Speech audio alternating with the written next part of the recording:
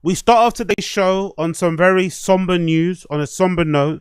I'm sure most of you are already aware, based on my title, based on the thumbnail, based on news throughout the day, that the legendary, one of the kings of R&B, a pioneer in his field, somebody that influenced the sound of R&B, changed the direction of it forever and ever, really basically made you question what it meant to be a heartthrob, a sex symbol, in terms of his struggle to kind of keep up with that sort of image. Had an interesting use of lyricism, I think, in his music, the layers that he used to put in his voice, the tempo, the sultry nature of it, the messaging, everything about him, right? D'Angelo, an absolute flipping legend. R.I.P. to D'Angelo, who unfortunately passed away earlier on today. Based on what I've been able to hear online, it's because of pancreatic cancer, if I'm not mistaken. Pancreatic, if I'm mistaken it wrong. If I'm saying it wrong, I apologize. But it was due to pancreatic cancer. Really, really, really horrible news for everybody that is a fan of music, specifically R&B. I'm sure most of you who've grown up or have heard at least one of his seminal fucking tracks from one of his. He had a run of like 3 albums, just like back-to-back banger. What was it, like Brown Sugar, Voodoo? What was the other one he had as well? Brown Sugar, Voodoo, Messiah. That's the one, Messiah. Back to back, absolute bangers, not including his live albums, not including singles and features and everything else in between. A bit of a maverick, a bit of a recluse, like somebody again who kind of was about mystique and aura before those terms were even known. A true artist, a true R&B artist, and unfortunately he has passed away. So R.I.P. to the great and the powerful D'Angelo. This is an article courtesy of The Guardian talking about his passing.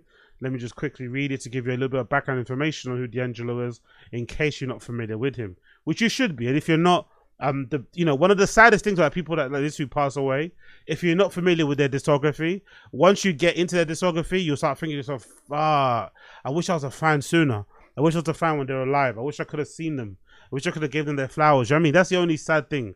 It's one of the bitter pills. It's one of the tragic things. But it's also kind of beautiful in its own way. That's kind of why I think art in general is so important to the world in general, because it allows people to reflect and remember these type of things. Some people hold on to the music.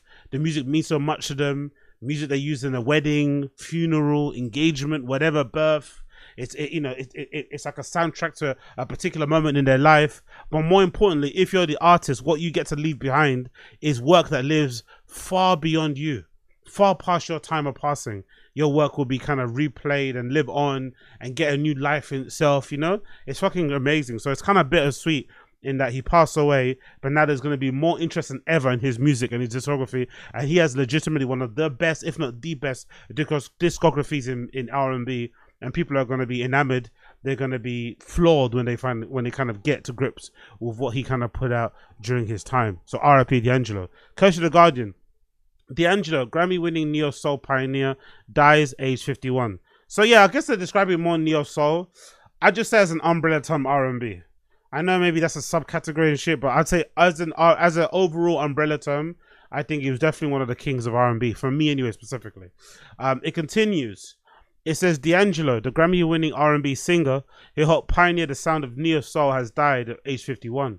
The singer-born Michael Eugene Archer died on Tuesday morning at his home in New York after privately suffering from pancreatic cancer, his family confirmed to Variety. So this must explain then, if you've been paying attention, you would have known that D'Angelo over the years has cancelled quite a few gigs. He's known to be a little bit, he was known to be a little bit ephemeral and a bit of a maverick in that respect. When you see him is when you see him. But recently, he was pulled out of certain events. And I think they specifically said it was a health scare. I remember reading about it. So I guess the health scare, for lack of a better term, was probably the cancer he was suffering from. He's probably privately dealing with that, whilst also trying to, manage his career and shit and whatever else it may be. So really, really tragic that this happened. I respect people's wishes. You always have to respect people's wishes. If people don't want to have people all up in their business and they want to deal with such a terminal disease like that, by themselves or with their close family and friends. You have to respect it, but it is a shame that he didn't get to have that outpouring of love. He didn't get to see what people really thought of him while she was battling through it. You know, people could have, you know, lend their support, but, you know, kind of shared what he meant to them as an artist. But I'm sure he knew. I'm sure he was made aware. But you know, the only bittersweet thing is as if you could have kind of known that while he was alive. But R.I.P. him. The quote says, "The shining star of our family has dimmed his light for us in this life. After a prolonged and courageous battle with cancer, we are heartbroken to announce that Michael D'Angelo Archer, known to his fans around the world as D'Angelo, has been called home." By the way, that's a beautiful phrase. That's a beautiful phrase. Has been called home, departing this life today, October 14th, 2025. His family said in a statement. It continues. "We are saddened that he can only leave dear memories with his family, but we are eternally grateful for the legacy of extraordinary moving music he leaves behind." Again, and they're just very poignant words, very true. Definitely moving. That's what you can definitely describe D'Angelo. Very, very moving. Nothing microwave. Nothing quick and go. Everything very, very intentional. "We ask that you respect our privacy during this difficult time, but invite you all to join us in mourning his passing whilst also celebrating the gift of song that he has left for the world." D'Angelo burst onto the scene in 1935 with his debut album Brown Sugar, which married classical R&B melodies with the sound of hip hop and notched his first top 10 signal with Lady. Legendary track, by the way, Lady. Legendary track. His follow-up album, the classic 2000 Voodoo, solidified his status as one of the fathers of stripped-down music, hearty sounds of neo soul. He was influential as he was elusive, not releasing a follow-up to Voodoo until 2014, with his third and final album being Black Messiah. Big up him, man. D'Angelo won 4 Grammys over the course of his career, including Best R&B Album for Voodoo in 2021 and for Black Messiah in 2016. He also won for Best R&B Song in 2016 for Really Love and Best R&B Vocal Performance for Untitled How Does It Feel, whose music video, in which the singer appears seemingly unclothed against a stark black background, turned D'Angelo into an international sex symbol in the early 2000s. Yeah, that video is legendary, you know, legendary. The amount of parodies and spoofs and inspiration, just in general. Born and raised in Richmond, Virginia, D'Angelo gravitated toward music at an early age. He began playing piano at the age of 3, playing in the church alongside his father, who was a Pentecostal minister. He continued to perform locally in a variety of groups, including Three of a Kind, Michael Archer, and Precise, and the Intelligent, and Deadly But Unique IDU. You know what's really fun? Intelligent But Unique. You know what's really funny? There is a real lack. You're noticing it, especially I, because I'm a big R&B head. I love listening to R&B. I'm one of those weirdos that will listen to Mariah the Scientist's new album while I'm lifting weights in the gym. You know, I'm kind of one of those type of guys. It doesn't always have to, you know how people work out and they listen to metal or listen to hardcore or death metal or, I don't know, rock and roll or whatever to kind of get them pumped. If anything, I like the opposite. The opposite is kind of cool. It's quite nice to kind of whack on some classical, some jazz, some trance music, if anything, or some shoegaze. You know, it's kind of fun to do that. But one thing I've noticed within some of these newer R&B acts is the lack of church training. There aren't that many new R&B acts that said, "Oh yeah, I used to be in a choir." That used to be a prerequisite of any R&B singer, that you came from the church, you came from the choir, you had that training of performing like that on the stage, harmonizing with different people. You know, you have a different level of I wouldn't say reverence, but there's different level of like emotion and quasi power, you know, that comes through your voice because of the songs that you used to sing in church, praising the Lord and shit. Nowadays, it's not really the case. Obviously, number one, it's mostly separate singers from singers, because in church they don't usually let you get up on stage if you can't sing. So if you can sang, you get up in church, and then obviously you can make that transition to R&B. But you don't really hear that too tough, you know. I can't even think of many newer R&B acts that were also church choir singers. But obviously D'Angelo was one of them. He signed with the record label EMI in 1933 at the age of 19. The following year, he scored his breakout hit when he was co-wrote and co-produced the 1994 song you will know for R&B supergroup Black Men United, featuring Usher, Brian McKnight, R. Kelly, Boyz II Men, Raphael Sadiq, and Gerald Levant. Following the slow burn success of Brown Sugar, D'Angelo struggled with his writer's block and pressures of fame, often taking long breaks from the spotlight. D'Angelo is survived by 3 children, and the mother of his eldest son, soul singer. This is the most tragic thing, by the way. The mother of his eldest son, soul singer Angie Stone, died earlier this year in a car crash at the age of 53. That's the most tragic part about it, because I remember that happening, like, again, maybe a few months ago. And I remember, if I'm not mistaken, I think they crashed somebody that was drunk driving or something tragic. I think she was on the way to a gig or something as well, if I'm not mistaken. RIP to Angie Stone. Shortly after the news of her death, former collaborators and artists and influenced by his music paid tribute. Say Ain't So, but we just lost a friend and a creator and a legend, D'Angelo, wrote Bootsy Collins. Writing on X, singer Doja Cat praised D'Angelo as a true voice of soul and inspiration to many beautiful artists of our generation. Singer-songwriter Jill Scott, who paid tribute to the king of neo soul, said, "I've never met D'Angelo, but I love him, I respect him." In a lengthy post on Instagram, Tyler Creator recalled buying a copy of Voodoo. Flea, the bassist for Red Hot Chili Peppers, called D'Angelo one of his all-time favorites. No one did anything funkier over the last 30 years, he said. I never knew him, but humbled myself before his music. What a rare and beautiful voice and an inimitable approach to songwriting. What a musician. He changed the course of popular music. Fly free with the angels, D'Angelo. We'll listen to you forever and always be moved. I drop to my knees and pray. Jesus, what a beautiful tribute. Rest peacefully, D'Angelo, wrote Missy Elliott on X. No parent wants to see their children go, but this is painful for children to see their parents go. To send prayers up for his son, who also lost his mum this year, for strength. Exactly. Round on Instagram, musician producer Nile Rodgers remembered when ex music executive Gary Harris, who signed D'Angelo, first played his music. He was trying to figure out what to do with the music he bought with him.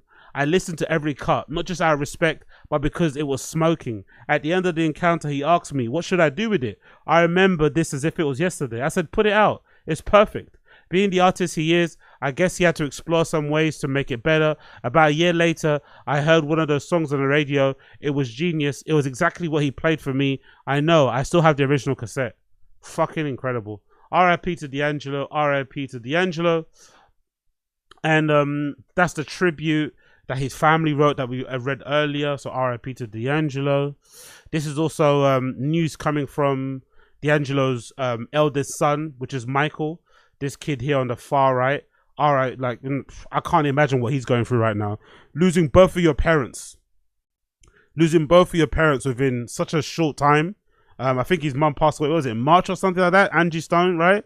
Another great R&B artist. And then now his dad passed away just a few months later. Like, Jesus Christos, man.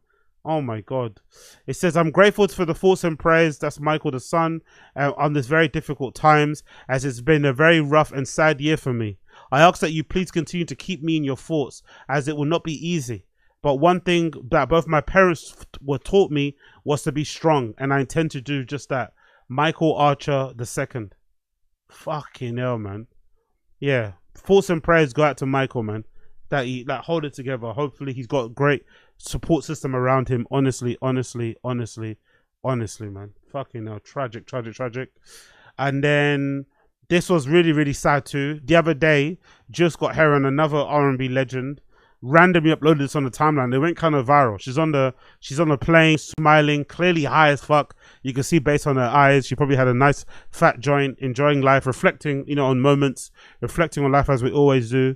And then she wrote this really funny caption. She said, I felt so high. I love you, D'Angelo. This is before he passed away, before it was announced he passed away anyway. Maybe she got some news, I'm not too sure, but I just think she just felt in a good mood. So she thought, hey, I feel so high. I love you, D'Angelo. I love you, Erica. I love you, The Roots. I love you, Betty Midler. I love you, Moonchild. I love you, Stevie. I love you, Andre 3000, sorry. I love you, B. I love you, Miss Jelly from Philly. Blessing to everybody seeing this, John. I love my time. Right? So she really sweet message here that Jill Scott Heron wrote. And then unfortunately, not shortly after, she had to follow up that message and say, I told you a long time ago, you ain't gonna understand everything, and everything ain't meant for you. Nor I to understand. I never met D'Angelo, but I love him, respect him, admire his gift. This loss hurts. Love to my family, that's our family to him. I'm so sorry. R.I.P. Genius. It's kind of crazy, isn't it, that Juice Scott Heron never met D'Angelo. I know there was a little bit of friction, I think, back in the day, if I'm not mistaken. I think she said something about, I don't know, I'm not really too sure, but it's kind of crazy, isn't it? They never ever met. Never met in the course of their careers. They never crossed paths. It just goes to show you how, elusive D'Angelo was throughout his career, despite putting out some great works. He really did struggle and wrestle with the whole fame thing and stuff as well over the years. Another one she posted, Juice Scott Heron said, "Let me stop you now. A mutual friend shared that our beloved D'Angelo was unwell a few days ago. I sent love yesterday. I didn't know he was leaving us today. Oh, my condolences to his family, his musical fam and his friends. I'm a fan and I mourn. D. Keaton, Diane Keaton, who passed away as well, R.I.P. to her, and now D'Angelo. Hurts." Yeah, we're losing all the great ones, man. We're losing all the greats. We're losing all the great ones. R.I.P. D'Angelo. R.I.P. Diane Keaton. And then there was also this really nice post from Tyler, the Creator, who paid tribute to D'Angelo also on his Instagram. He said in the caption, "On my 9th birthday, March 6, 2000, I landed at Sam Goody at the South Bay Galleria. I had $20 in birthday money and my eyes set on leaving with one thing, Voodoo by D'Angelo. Sita's World had Left and Right on loop. Brown Sugar became a staple at home. Nothing Even Matters by Miss Hill was on repeat, so I had no doubt that Voodoo would deliver. I had no idea what would help shape my musical DNA. The amount of raps I've wrote to Booty on the front porch that year, the amount of times I tried to mimic vocal phrasing from Send It On, the scratches the disc ended up with from repeating the root, too many. One Moggin still puts me in the same trance as it did when I first heard it. That dragging sway of tempo that sounds like a porch sitting rocking chair, that grumpy but loose bass line, the subject of it, that feeling he's describing felt like a mirror. I took that and wrote Ring Ring Ring, hence one Mo Gin line. I couldn't understand how someone could write something so simple but personal but broad but genius. That's how special he was, a savant, a true alien. I'm so lucky to have gotten my copy of Voodoo when I did. We are so lucky to have been alive to enjoy his art. My music DNA was helped shaped by this man. Forever grateful, safe travels." Yeah, that is a touching tribute from Tyler, the Creator. Definitely on point with what he said there. I got my first introduction, weirdly enough, from D'Angelo vis-a-vis pirate radio stations back in the day.